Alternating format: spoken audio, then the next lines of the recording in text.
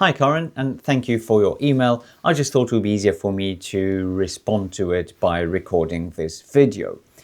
To answer your query, I can absolutely guarantee you that the Stand Back to Grow principles and methodology applies to every single business.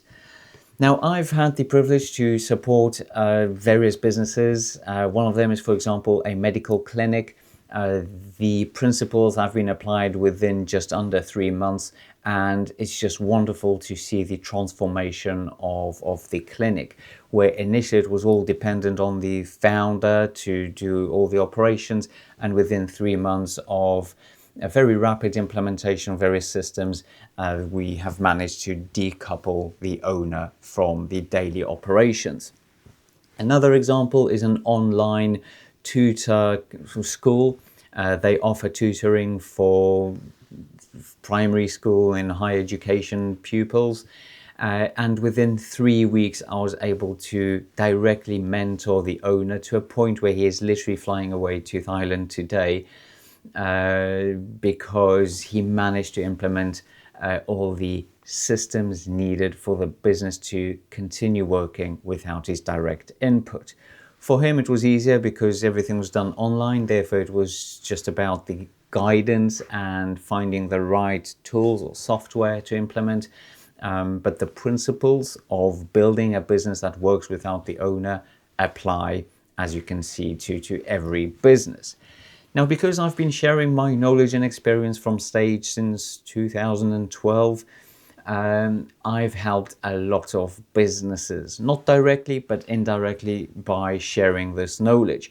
And I know for a fact that there are accounting companies, marketing companies, property developers that have very successfully implemented my teachings. And it's very nice whenever I turn up there. I'm actually due to go there next weekend. Someone comes and says, "Oh, Michael, I listened to you on in 2016, whatever." And afterwards, I just completely changed my life.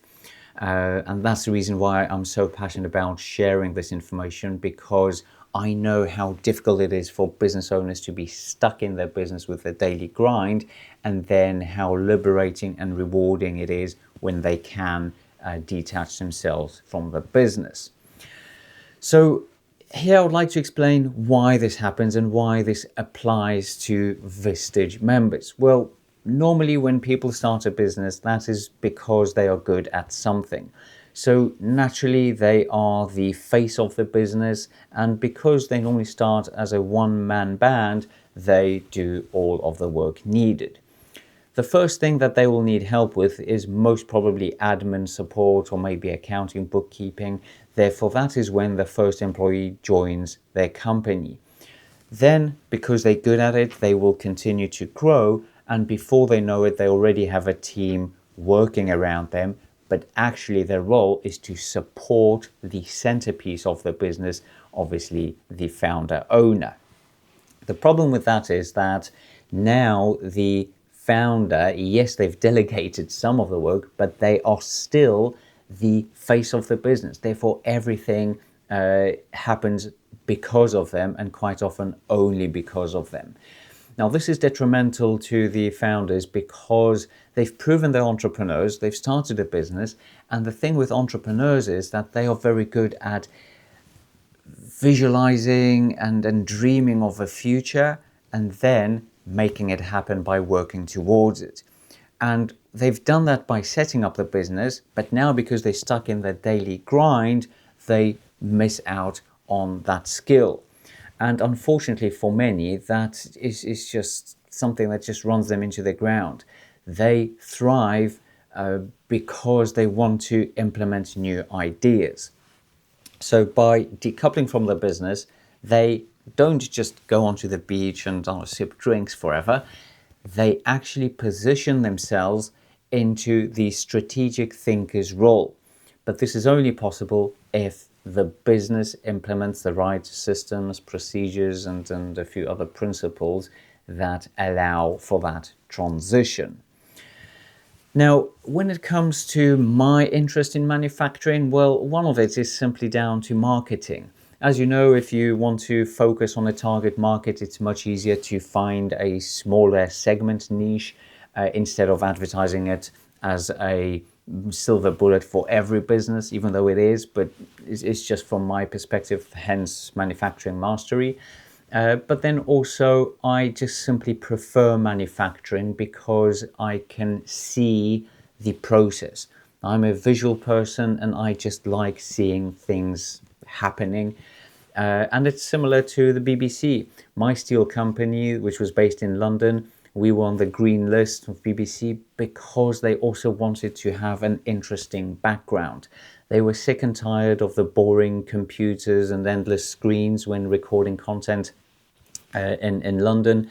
But because we were still within sort of reach of the Piccadilly line near Heathrow, whenever they needed some content, they just rang up, and a few hours later, it was either me being interviewed or they just wanted the interesting background because they could see the sparks, they could see the beams being moved, they could see the CNC machinery, they could see the forklift, overhead cranes, and so on. It's just so much more interesting. So the same is for me. I just prefer working with manufacturing companies. But as mentioned, it does not mean that the stand back to grow principles only apply to manufacturing. If anything, based on my experience working with companies from other sectors, manufacturing is much more difficult to master than other businesses. And there are a few reasons behind it, mainly because of the capital expense needed in manufacturing, and change quite often is quite difficult because you can't relocate the premises, you can't move things around easily, and there are lots of constraints. Whereas, like with the online company, it was literally an overnight thing. Just find the right software, migrate all the data, inform all the customers, and bang, you can change things very rapidly. The same applies with the clinic, medical clinic. Things there move very quickly. We implemented a new, let's say, meetings structure literally overnight, and then we implemented it throughout the whole company. So it's just easier. And I've mentioned this quite often, even in my online content. When we look at it, we could say that every company is in fact a manufacturing company. When we look at it, I mean, we all have the sales funnel, and then once we get the order, we have to process it. And all the principles that apply in manufacturing apply 100% in every other company. So for a solicitor, instead of making, I don't know, furniture, what they make or what they process are various cases. But the process is exactly the same. They just have to follow every step until they complete their project. So to answer your question very blunt, yes, it applies 100%. But like I said, I just personally prefer manufacturing. When it comes to X-Points though, I guess Mary Coopers, who's the Vistage member who introduced me, hopefully, into this program, she loves these X-Points. I'm still working with them. We've rolled it out across their company, so I guess it's best to ask her again, how does she feel about the X-Points after a few months now? So yeah, I hope this answers your questions, and as you know, I'm passionate about sharing knowledge with business owners because they are the lifeblood of the economy, and if we are able to make them move into a strategic position and grow through very quick organic growth or through acquisitions and so on, then we will all contribute to a better economy in the UK. And I think we'll need it if the US is threatening us with tariffs. So yeah, I hope this answers your questions, and if you need anything else, please let me know. Thank you.